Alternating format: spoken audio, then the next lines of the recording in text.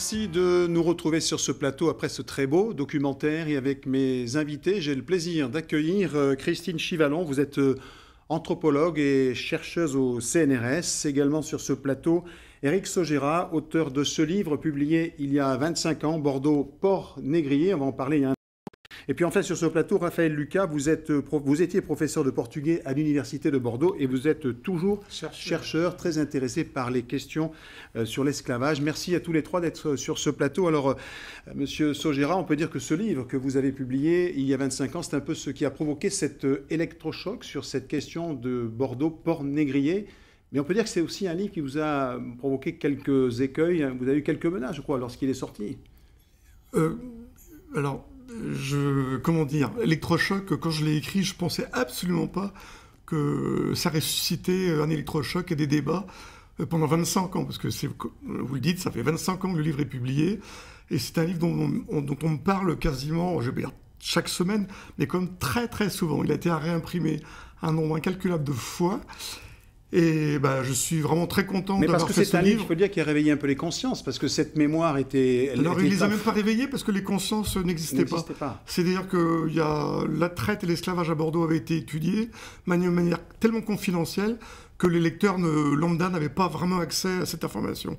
Et là, c'est la première fois qu'il y a une synthèse sur Bordeaux-Port-Négrier. C'est vrai que ça fait un choc dans la ville de Bordeaux, ça je m'en souviens. Alors vous en souvenez, Raphaël Lucas, j'imagine que vous aussi vous en souvenez. Alors Bordeaux, évidemment, l'image de cette ville, c'est avec ce mythe d'une ville des Lumières. Mais alors donc, on avait enfoui ce passé. Pourquoi? Il y avait des raisons?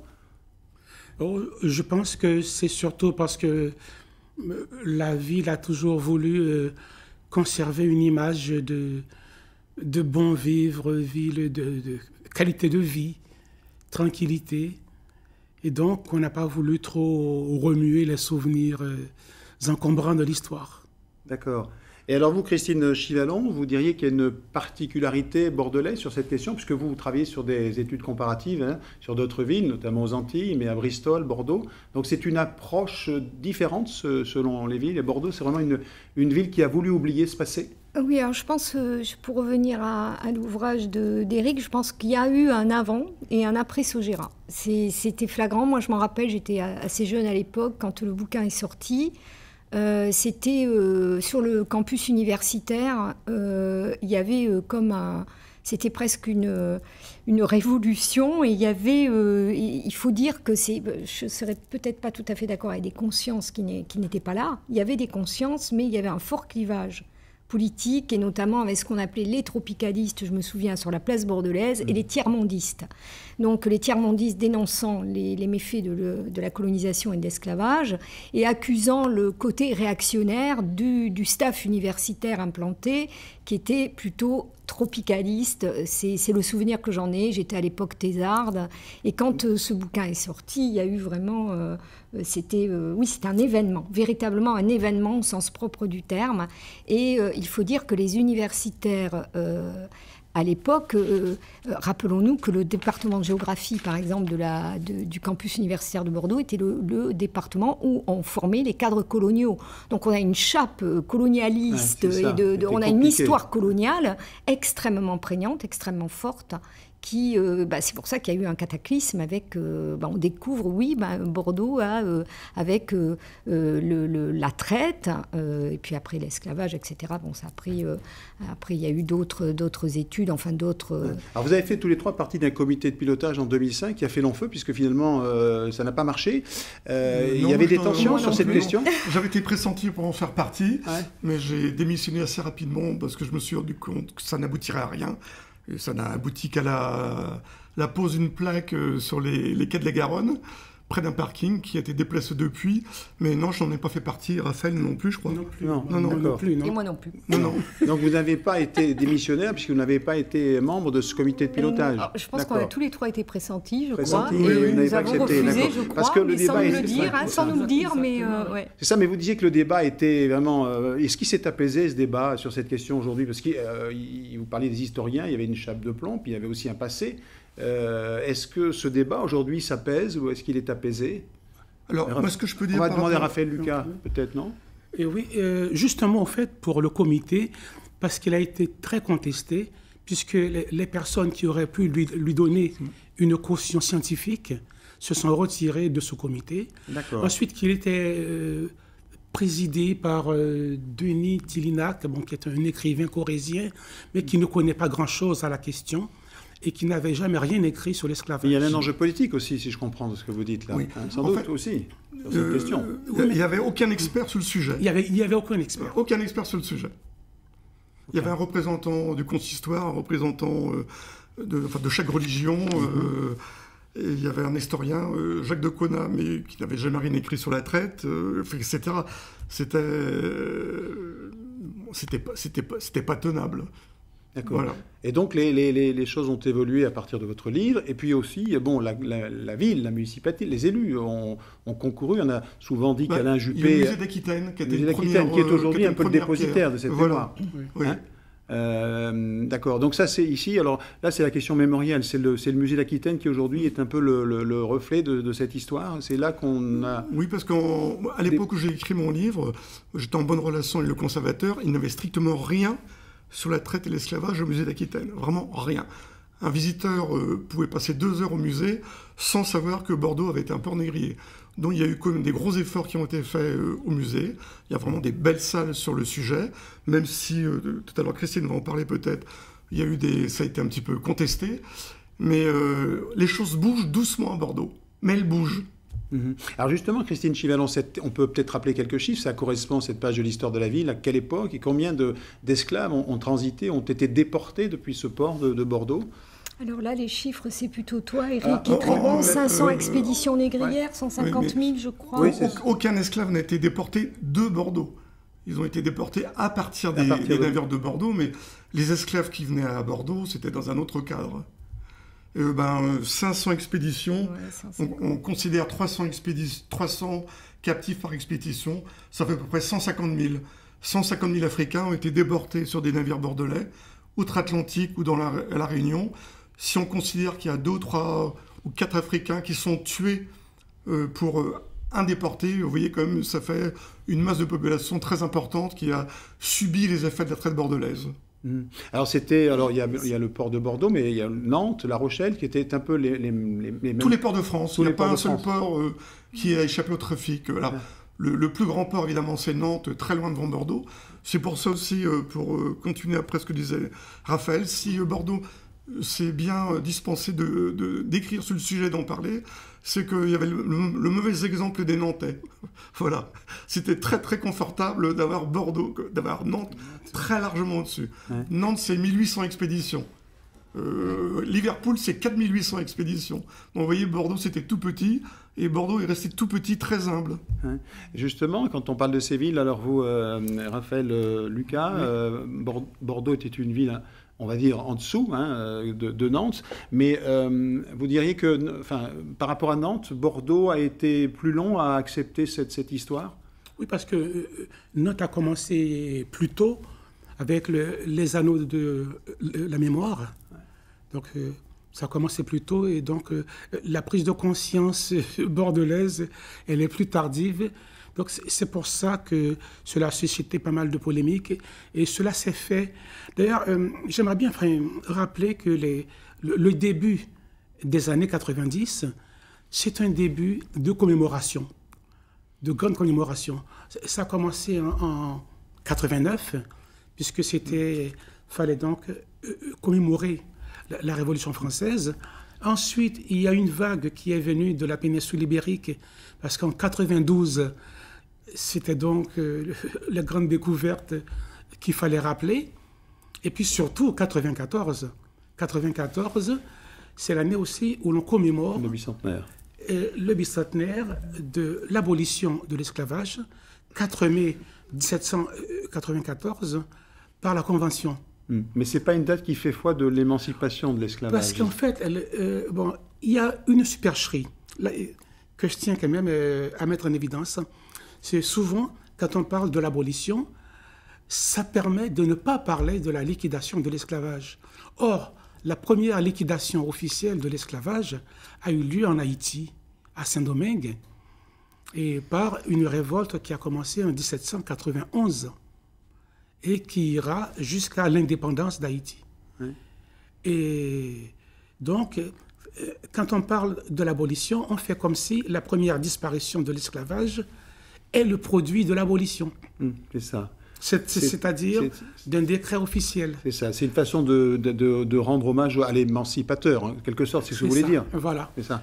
Alors que la première liquidation n'est pas due à une abolition.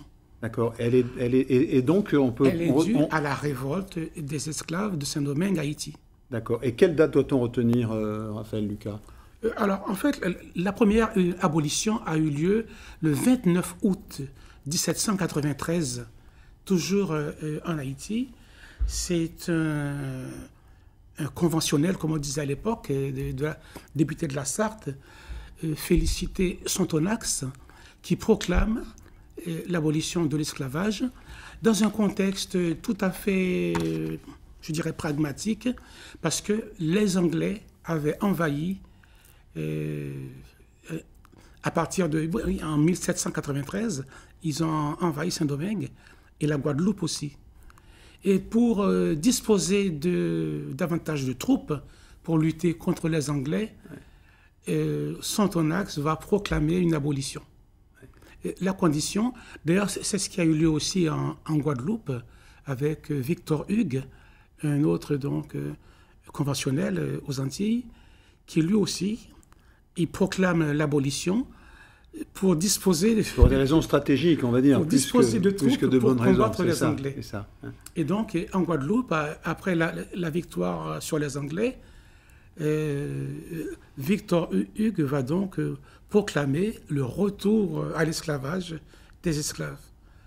Et puis bon, pour le reste, c'est Napoléon qui va donc mettre fin à cette abolition et proclamer aussi donc la restauration, si j'ose dire, de l'esclavage.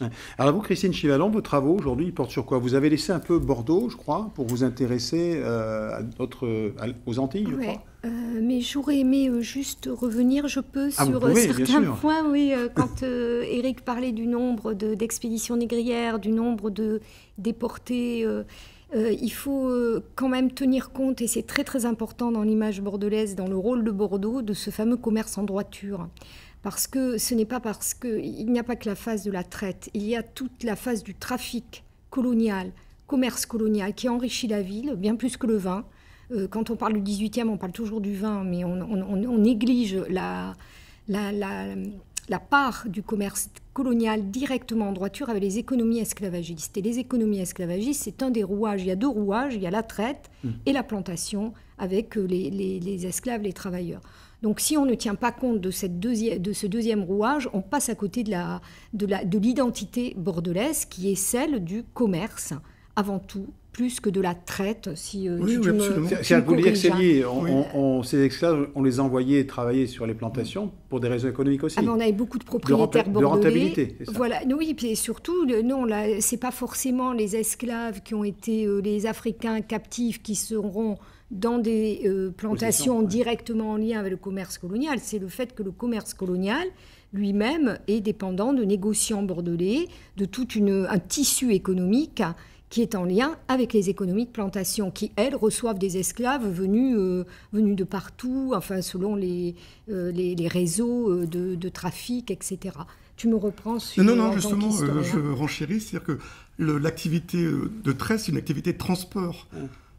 C'est très faible dans la part de l'économie bordelaise. Mais effectivement, tout le commerce colonial qui est induit est très très important, notamment l'implantation des Bordelais.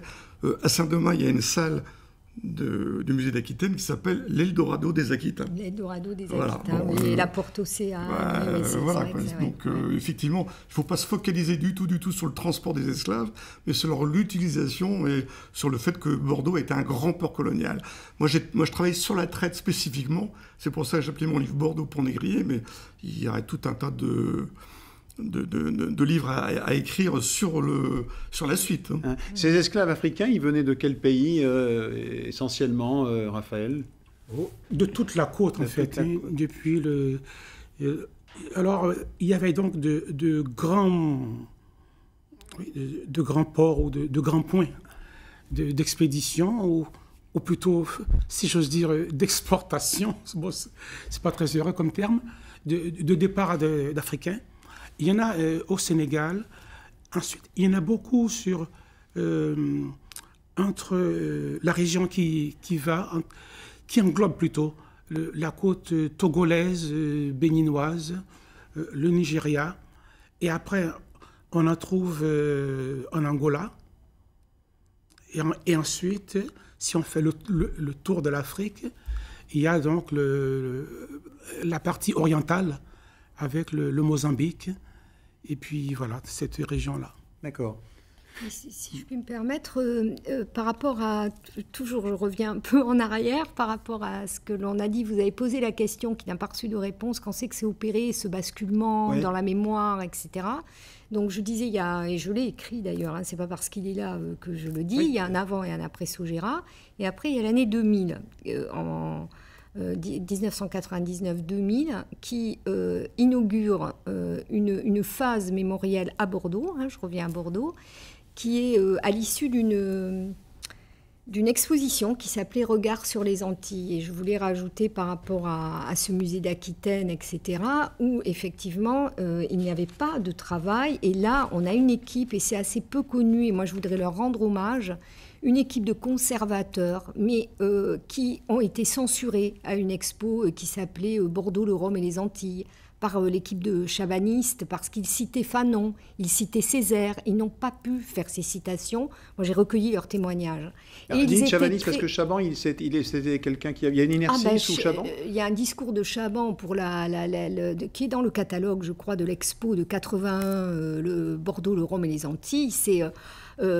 suivez la trace de nos découvreurs, suivez la trace de nos explorateurs, bon vent les Bordelais. Voilà, c'était la fierté d'une ville qui, dans son expansion, dans son impérialisme, dans son colonialisme, il faut voir les choses telles qu'elles sont. Donc ça, c'est 1981. 2000, une autre expo qui s'appelle « Regard sur les Antilles », où moi, je vais innocemment, en tant qu'anthropologue, voir si on parle de l'esclavage, et on me dit « Ah mais non madame, surtout pas, les Antilles, on ne parle pas d'esclavage ». Sauf que là, il y avait un petit noyau de conservateurs qui a réussi à faire une toute petite salle sur Bordeaux-Port-Négrier, en s'inspirant, alors je ne sais pas si vous vous souvenez de cette expo. Si, bien sûr. Et ils ont eu un sacré courage et ils en étaient très fiers. C'est pour ça qu'il faut voir les choses aussi, les acteurs sociaux. Le musée d'Aquitaine, on vient de dire, oui, c'est un peu, ça fâche quelque part l'Eldorado des Aquitains, etc. Mais en même temps, il y a une tradition chez certains conservateurs pour faire bouger les lignes. Et c'est pas évident. Ce n'est pas évident du tout. Je crois qu'il y a eu une polémique dernièrement encore sur le baptême d'une rue, Franz Fanon. Qui a été refusé par le conseil municipal avant les dernières municipales. Oui. Je pense qu'il y avait une histoire de cartel qui avait été mal écrit, où, je ne me souviens plus exactement, on minorait la présence des esclaves africains à Bordeaux. Il y a une pétition d'une vingtaine d'écrivains, c'est ça ? Voilà, alors il y a eu une grosse polémique, mais qui a fait beaucoup de mal justement à ces conservateurs qui sont engagés quand même et qui ont... c'est ça, parce qu'on voit le jeu n'est pas entre la mairie de Bordeaux, le musée et les collectifs associatifs dont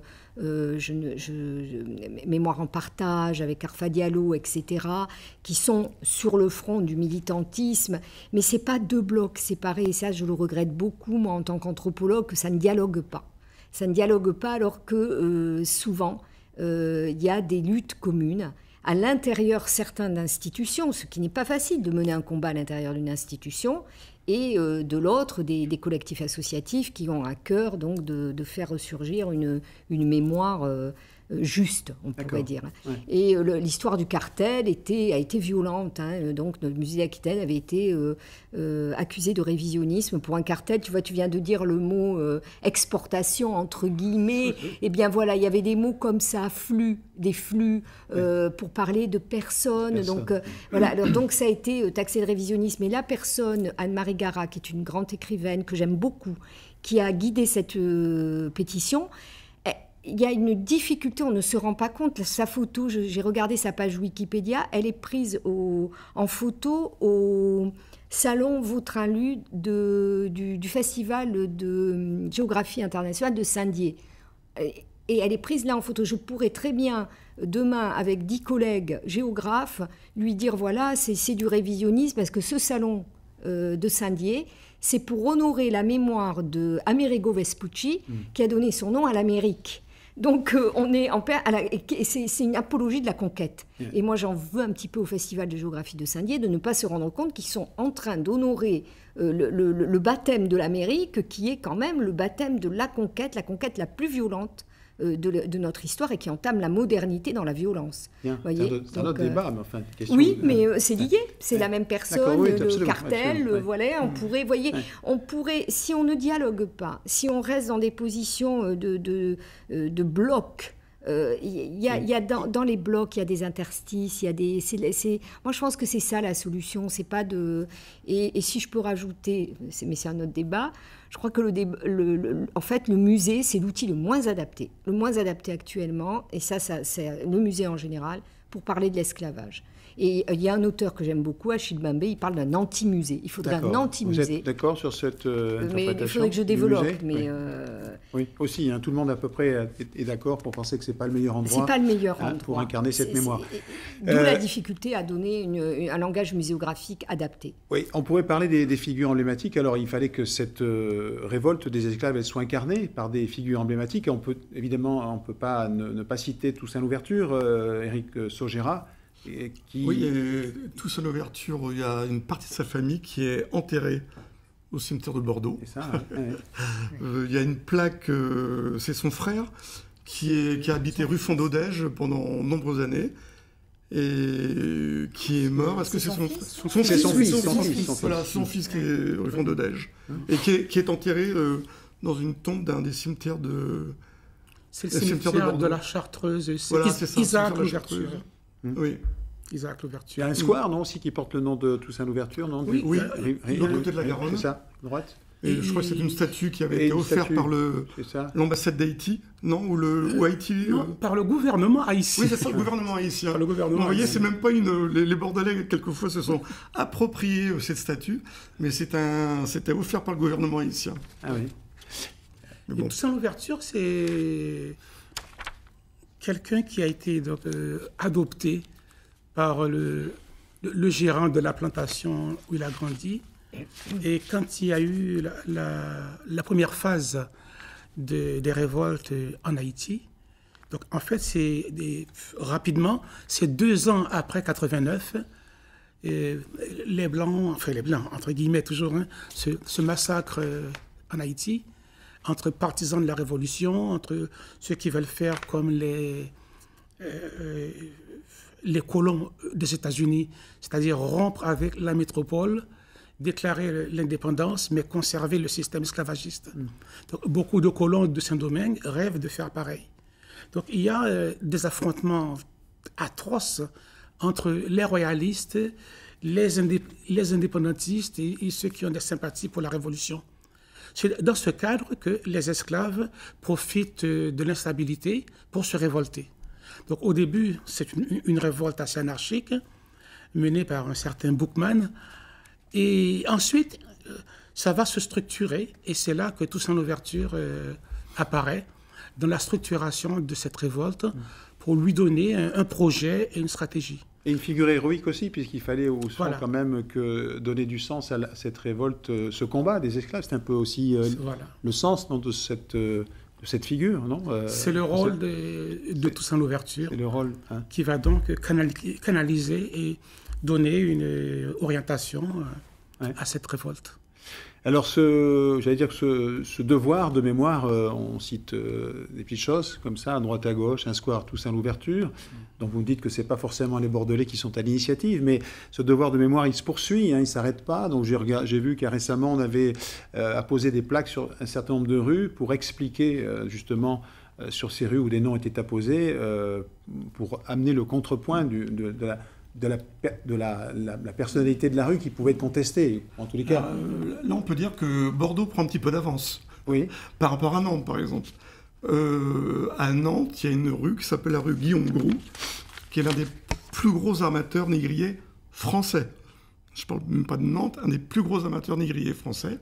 Il a sa plaque, la plaque Guillaume Groult, armateur nantais, philanthrope, parce qu'au moment de mourir, il a laissé sur son testament 200 000 livres à des hospices pour les orphelins. La plaque est toujours en place. Voilà. Juste en face de Café Gambetta, qui a été un colonisateur émérite, et à 200 mètres de la seule statue de Louis XVI qu'on ait en France. Donc vous voyez, on a un assemblage de personnalités. Hein. Alors, à l'époque où on parle de déboulonner les statues et de débaptiser, à Nantes, il y a encore beaucoup de travail à faire. Bordeaux a commencé à le faire. Moi, j'ai toujours été contre le fait d'enlever les plaques de rue, mais j'ai toujours été favorable au fait de mettre un élément explicatif sous le nom. Ça a été fait, mais vous voyez, je crois que c'est en février de cette année. C'est tout récent. Avant, oui, c'est tout récent. Oui, mais ça a été fait. Oui, c'est en train de se faire. Je crois que les plaques ont été apposées il n'y a pas très longtemps. À Bristol, on a déboulonné une statue. Oui, alors pour plus d'exactitude, il y a eu ce fameux comité dont vous avez parlé tout à l'heure, Tillinac, mais il y a eu aussi un deuxième comité l'an passé, ou il y a 2 ans, qui a justement encouragé la création d'un mémorial qui est la fameuse statue de Modeste Testa sur les quais, qui a justement essayé de travailler un peu plus dans le sens de, alors moi j'appelle ça une machine du souvenir, hein, mais bon, ça c'est mon point de vue d'anthropologue, parce que je pense que ce n'est pas ça qui suffit, parce que qu'est-ce qui est en jeu là-dedans, c'est quand même la reconnaissance et le racisme. Parce que cet esclavage, son plus grand héritage, c'est même pas un héritage, c'est une réactualisation de tous les jours, c'est la racialisation, ce qu'on appelle nous dans notre jargon, la racialisation des rapports sociaux. Alors, du coup, ça me permet de rebondir sur les figures héroïques, parce que celles des Antilles françaises ne sont pas connues.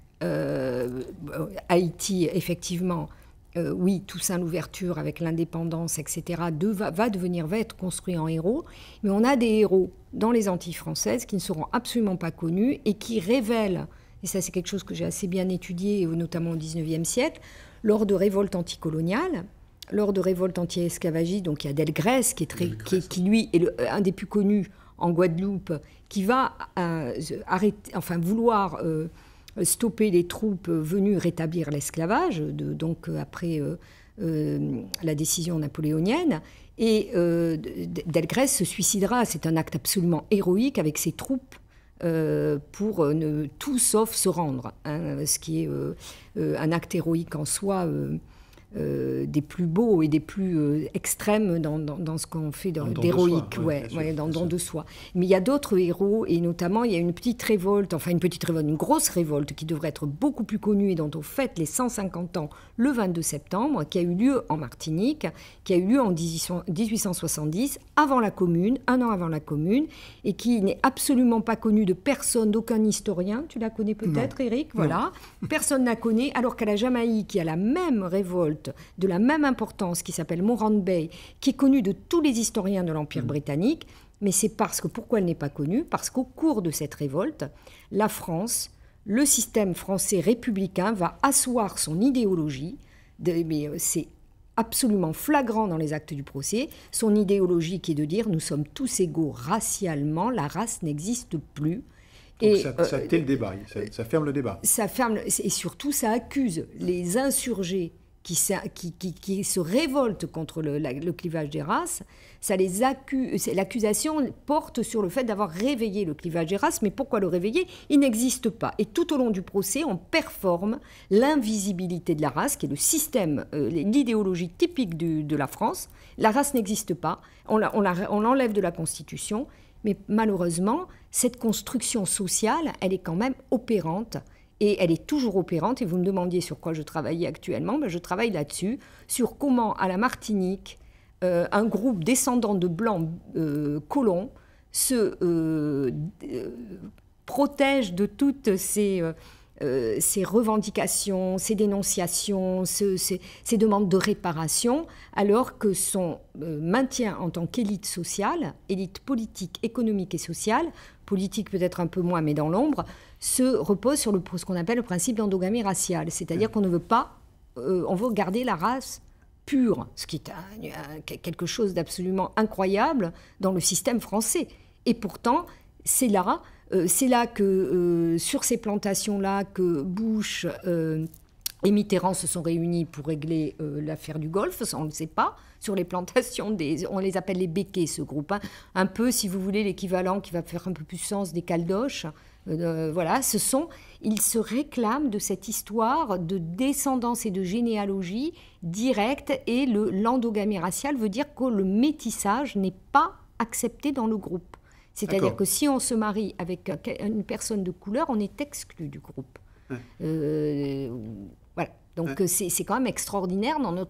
On nous parle du communautarisme, on dénonce tous les communautarismes, et celui-ci, qui est un communautarisme à consonance raciale, est toujours là, vivant, puissant. L'un des plus grands béquets appartient aux 200 premières fortunes de France, c'est ça, un groupe économique extrêmement puissant. Et donc, moi, j'étudie comment on peut arriver en 2020 à se maintenir sur un tel principe, et d'être accepté en tant que tel, parce qu'on déboulonne les statuts, on déboulonne Schellcher, etc. On critique les béquets, mais on ne les attaque pas vraiment. D'accord. Donc, pour compléter ou corroborer ce que vous dites, Christine Chavaillon, beaucoup d'historiens comme Aurélien Michel le disent, affirment aujourd'hui que cet ordre racial, il structure encore nos sociétés contemporaines. C'est ce que, en quelque sorte, vous sous-entendez. Moi, j'ai toujours trouvé dans mes recherches, c'est le principe. Le principe, on tombe tout le temps sur le système. C'est ce qui est très spécifique de la Caraïbe. Le système n'aurait pas pu tenir sans cette racialisation des rapports sociaux, parce qu'on avait 90% d'esclaves à peu près. Comment 90% de Noirs esclaves peuvent-ils ne pas renverser une minorité de Blancs et les massacrer comme le Grand Massacre? C'était une menace tout le temps de l'esclavage. On n'imagine pas non plus la violence extrême qu'est l'esclavage. Je voudrais juste entendre... Oui, non, mais vous, parce que si je ne vous coupe pas la parole, Madame Chavaillon, vous allez faire la fin de l'émission toute seule. Juste sur cette question-là, je voudrais avoir votre avis, Raphaël, justement sur le fait qu'aujourd'hui, beaucoup d'historiens disent que cet ordre racial il est toujours là, présent dans nos sociétés contemporaines. Vous en évoquez un peu cette partie. Votre avis là-dessus? Je crois qu'il y a une raison à ça, c'est une hypothèse que j'ai, c'est que on a tellement édulcoré les représentations de l'esclavage et de la colonisation qu'on les a quasiment normalisées. Et si on les normalise, on ne voit pas le côté scandaleux. Et c'est ça qui fait qu'en fait, on ne prend pas assez au sérieux des revendications qui viennent des descendants d'esclaves. Alors, pour moi, le meilleur exemple, et je trouve que c'est un véritable scandale, cette statue de Modeste Testa à Bordeaux. Si la mairie de Bordeaux, ou je crois que c'est l'adjoint à la diversité qui s'en est occupé, c'est ça. Et c'est-à-dire, il choisit une statue d'esclave. Marie Kfetouk. Donc oui, on a choisi une statue d'esclave pour représenter la mémoire collective qui englobe aussi les descendants d'esclaves. C'est-à-dire, on ne pouvait pas faire un plus mauvais choix, parce qu'on aurait pu choisir un Toussaint Louverture, un Delgrès ou bien Ignace. C'est pas ce qui manque pour symboliser. C'est-à-dire choisir plutôt quelqu'un qui incarne la lutte ou la résistance. Une figure un peu plus héroïque, on en parlait tout à l'heure. Il nous reste peu de temps. Éric Saugera, donc je rappelle ce livre, Bordeaux, Port-Négrier, écrit il y a 25 ans. On a dit que ce livre avait un peu réveillé les consciences. Vous continuez vos travaux, vos recherches, parce que vous venez souvent ici aux Archives de Bordeaux. Vous venez de la Bolle, mais vous venez ici parce qu'au fond, l'histoire ne s'arrête pas. Je suis en train de terminer un livre que j'ai commencé il y a très longtemps, qui s'appelle « Le patrimoine de tous ».